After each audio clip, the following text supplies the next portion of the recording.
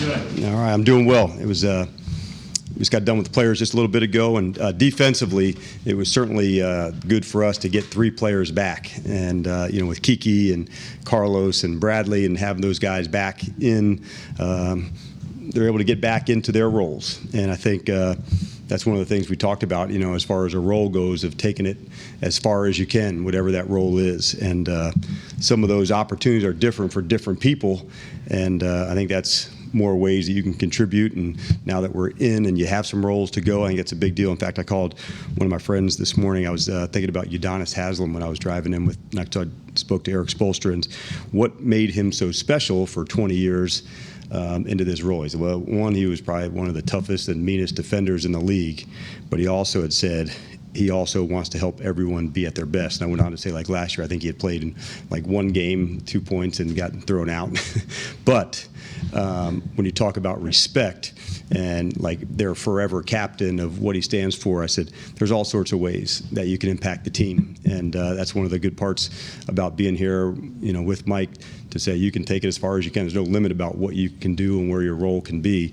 And so we just discussed that for a bit and what it can mean and where you take it from here, because we got a lot to work on for sure. And we're going to work our asses off to get there, and lots to do for this week. And but I like the improvement. Our tackling improved. We made a big emphasis on that, and I saw that come to life. So lots more to work on, but I like the energy and the effort of where the guys are at.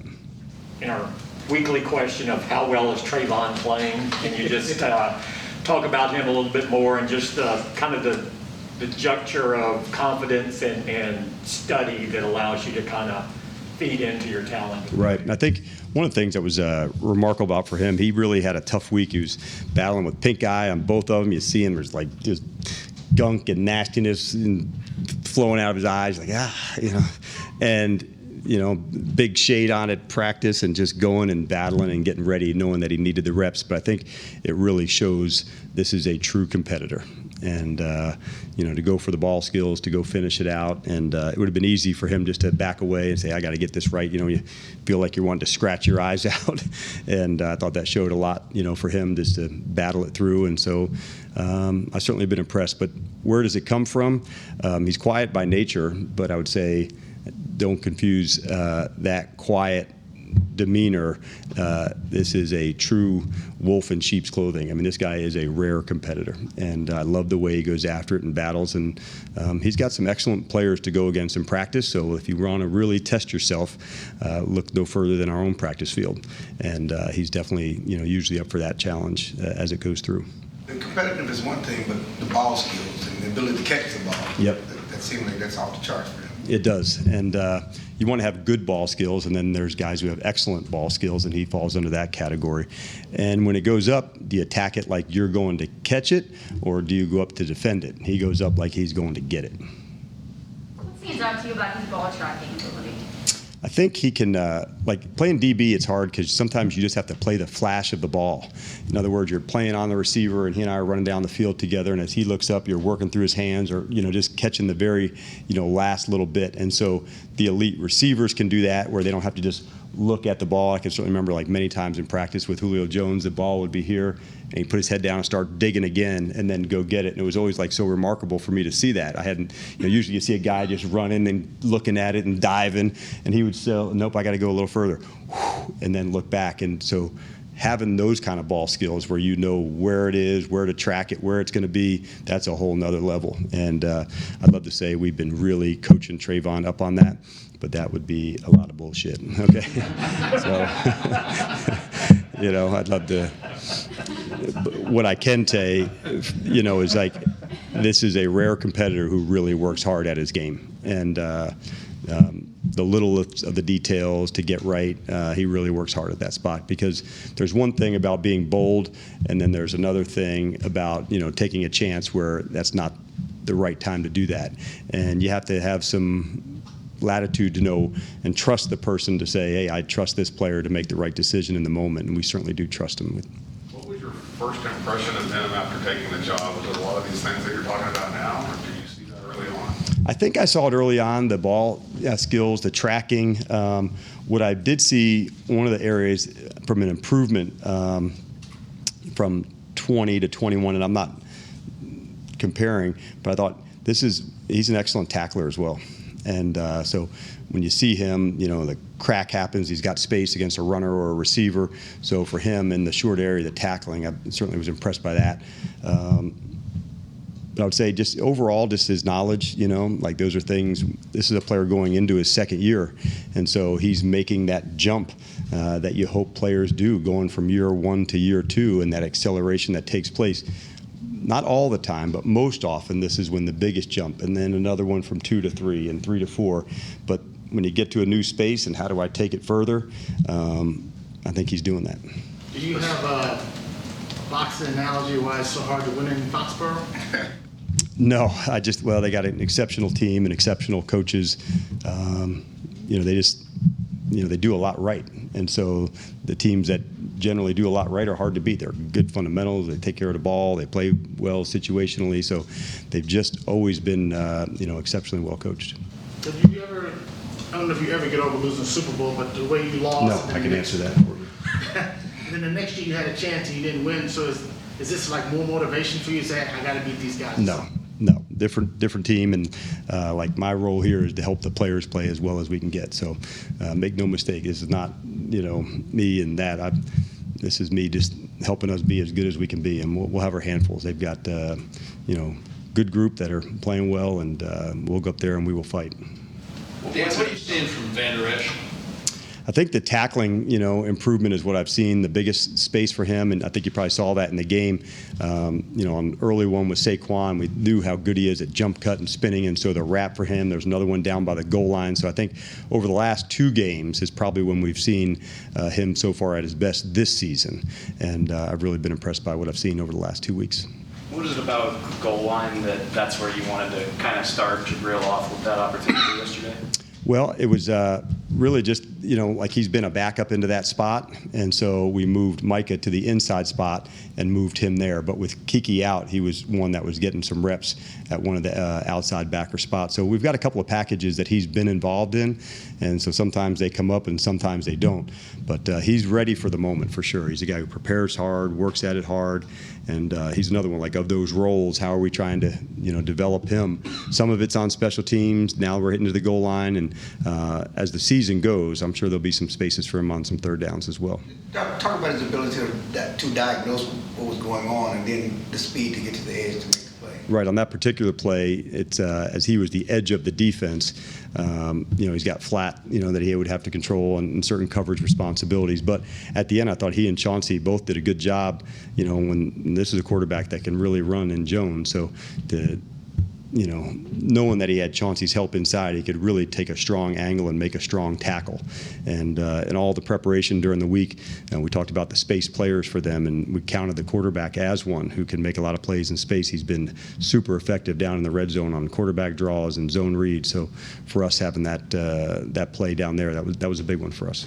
We thought we'd have a chance 2 times in the game on some 4th downs, right, at the 1-yard line, and so you really love those moments, and so not to deliver on that 4th down play in the goal line was certainly a bummer for us. Micah snaps these past couple weeks have been high because we're predominantly a linebacker, but his rushes yesterday were relatively low for him. Given he's so effective in that area, how do you determine how much to use them there relative to the game plan and his skill set and balancing it all out? Yeah, well, I think that's the question of, when do we blitz him? How do we use him into that space? Sometimes you want to blitz where he can get matched up on backs when you can, but having his speed behind the ball is a big deal too. And for a team like the Giants, who are balanced in their run game, that you wanted to make sure we had enough not only to play man-to-man when they empty the backfield out, with Saquon, but also in the run game. And so when the game changes, some due to their injuries, some of the packages and stuff that we would normally have done maybe have changed too. How much changed when they have? Sorry, go ahead, Mike. Randy was, again, highly effective as a rusher. What did you see out of his outing yesterday? Yeah, I really think the last 3 weeks, it's been really consistently good. He just stays relentless. And We've played him outside, we've played him inside, and you guys have seen that. And so that takes work, to study both things, the packages to go. So it's a lot of extra to study and to learn, but he's up for it. And I just feel like over the last 3 weeks, he's been one of our most consistent players, just relentless and staying with it. And again, the Carolina game, he had more production, but I thought in the Philadelphia and the game yesterday, he was just as relentless. And so sometimes it'll come your way and sometimes it won't, but I've certainly been impressed by where he's at so far. Did his pressure, do you think, contributed to Anthony's pick six at the end, where under all the pressure on the Yep. first of the game? Quarterback felt it? I definitely think that's the cumulative effect. And so do you have to throw a pass, prior to when you want to, or if you can move a person off the spot, and having chances to do that, he gives us that. And so I've certainly been impressed by him. And then having the inside rotation with Osa and Chauncey, and it was good getting Carlos back. So having some guys back into some roles has certainly been good for us. How much changed about your scheme yesterday when they lose Saquon, then they lose Jones, and they lose Galladay? Or did they kind of stay true to what they had done? They really did, and I think they showed a lot of toughness. When you lose some people in a game and they just kept battling, fighting for it. I think it shows a lot to Jason and Joe and what they stand for as a group. Because when you get out of that group, all of a sudden now there's, instead of 3 wide receivers on the field, 2 tight ends, splitting one out like a wide receiver. And in-game injuries are sometimes harder to deal with than ones where you have the week to prepare. Rich is going to be in, or Dan's going to be in. When it happens in-game, that's a big difference. But I would say a lot of it stayed the same, maybe with the exception of some of the zone read option run game. We ask you guys as coaches a lot about year 1 versus year 2.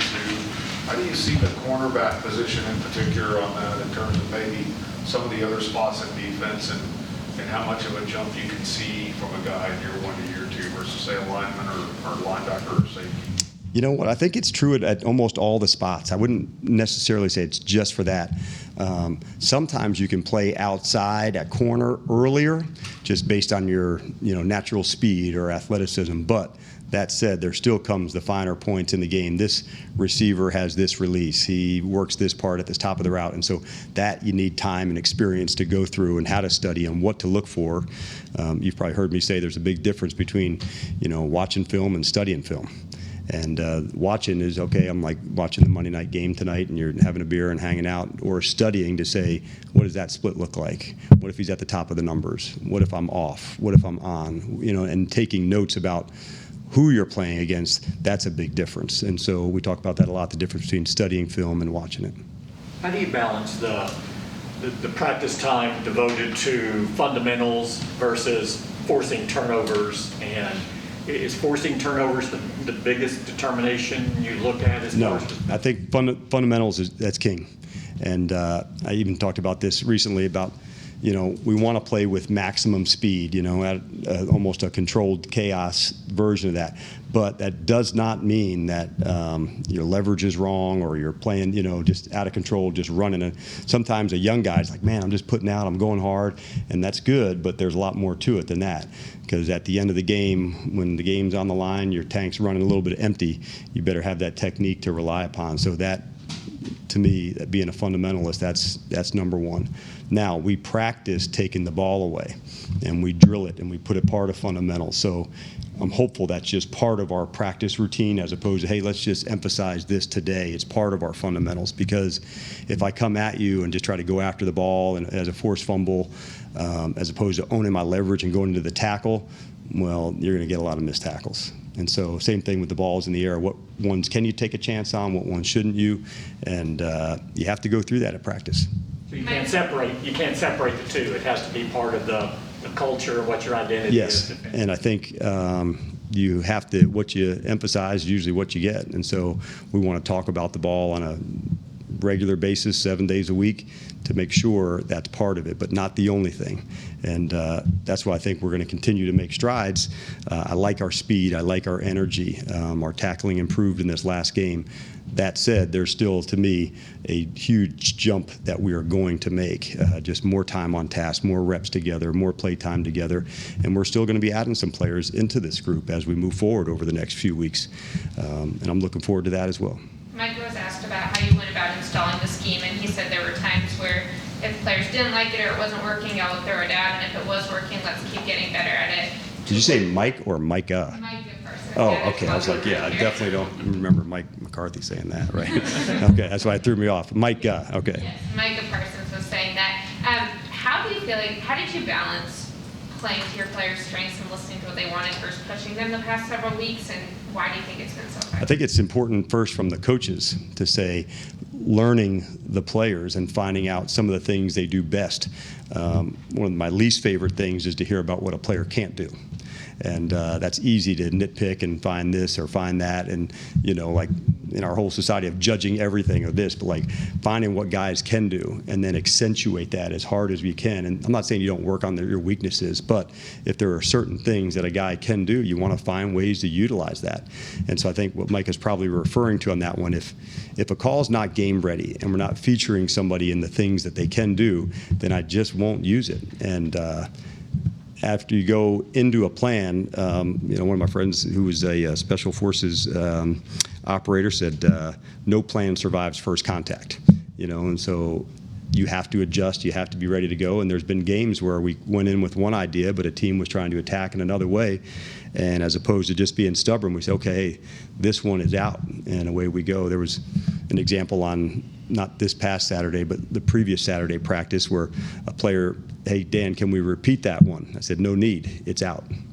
And so that was me saying, I'm not going to repeat a play on a Saturday to see if we can get it right. There's too much at stake, too much at hand for us to do that. And so if it's not game ready, doesn't mean we're not working on things this week and next week that maybe we play against New England, maybe we play it in the game after that. But until it's game ready, sometimes you just got to keep stirring it and getting it right. I imagine you don't want to mention which player it was, but could you tell us what kind of situation that was in? It was just it was a blitz that we had, and there was a certain coverage that came along with that, and we just didn't quite nail it. And I just said, hey, no need, man, that one's not game ready. We're going to keep it in the package, but it's not up for this game. Anthony Brown's a fourth quarter drop last week away from having an interception in 3 straight games. But what sort of level do you feel he's playing, and overall maybe speak to his presence in that room as the relative veteran?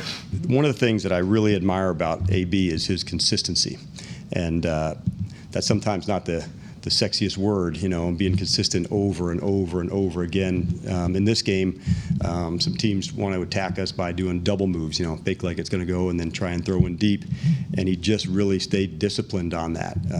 There's a time as a corner, okay, I'll go bite on it, and think this was, and that's when they throw it over your head. And I think one of the things I really admire about him, he stays consistent, and so that was a cool moment for him to be the closer, so to speak, in that game, where here's your moment, here's where your time to go take your shot, and he did.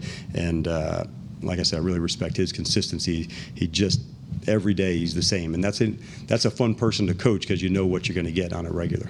You've competed against Mike McCarthy in different spots in your career. Now that you've been around him for 9 months, what have you learned about him and how he operates? I've learned a ton. I don't know if we'd have enough time to say what he's shared with me over the last 6 or 8 months, but offensive philosophy, game management scenarios, things that would come up, like he's got recall of plays and people and games. And so oftentimes I'll go to him and say, what do you think in this moment, or what do you think in this scenario? What else could this happen? So yeah, he's taught me an incredible amount in a short time. How does he have a read of the room and where guys are physically, emotionally, coming week to week when things are riding high or when things aren't going well? Yeah, I think that's kind of one of his superpowers is he's a really consistent person, and so he doesn't ride the wave. So I think he can see when others are and say, man, let's keep this thing right in the middle. But he has a good connection with the players. He's direct in his communication, and I think as a ball player, as a coach, that's what you want, man. Like, give it to us straight of what we need and how we're going to go about winning, and he's very clear on that. And when you talk about riding the wave, is that something from your perspective that can be learned, or is it something you either have or you don't as a person? That's a great question. I would say I think you can learn that, but you probably have to go through it to know that, man, I don't want to have that inconsistency. You have to be, especially when you're the leader, of the team, to say, man, this is how we're going to go about it. And if they see you falter or behave differently, after a circumstance, then they know, okay, that can rattle him. And this is one rock solid, straightforward leader that we all respect. There's some chippiness during that game yesterday. I love that word, chippiness. Right? If you've been in an NFL game, it ain't chippy. It's violent. It's nasty. It's gross. It's like people all, but chippy is what it's called. I agree. Is that something over the course of the season, as you guys continue to stack wins and have the sort of success that you all want, that you can expect opponents, while frustrated, to add that extra chippiness? And then how do you coach how to handle that? Yeah, I think we all know it takes a lot more discipline to walk away and to unclench your fist than to clench it. And that's not always easy to do in that environment, in that spot. But that's the reality, and that's what we need. Usually is the second person that gets most affected in that case. So we want to play physical. We just want to do it right within the rules and walk right on the edge of that physicality. But as far as post-snap stuff, we don't need any of that. Let's play our style and our attitude within the whistle. But post-snap, hey, let's get up and line up and go do it again. Dan, some of the players were talking about the mental. Some of the players were talking about the mental conditioning aspect to the state program on Friday and how it's helped them get their minds right for the game. Yep. How have you seen players respond to that, and what do you think it adds to them? Yeah, I think Chad, just for me, I know his background. I was certainly close with Trevor, who, Chad worked with years ago, and so I understand his approach. But I think what's so unique about this program is oftentimes mental conditioning can be just one-on-one or one-on-some, meaning a small group. So having the ability to connect the entire team to do that, and I think that's one of the special parts of our team right now. There's this connection between the offense, special teams, defense, special teams, offense to defense, player to player. And when you have that kind of connection, that's usually when the good things can take place. I like where they're at, their attitude, their mindset, and I think having a strong mental game will allow you to do that, just like working out does, just like you have to train your mind to be that way. And the better you play, the stronger you better be with your mental performance. And I certainly anticipate us improving as we're going in both ways, mentally and physically. All right, you guys have a good one. Thank you.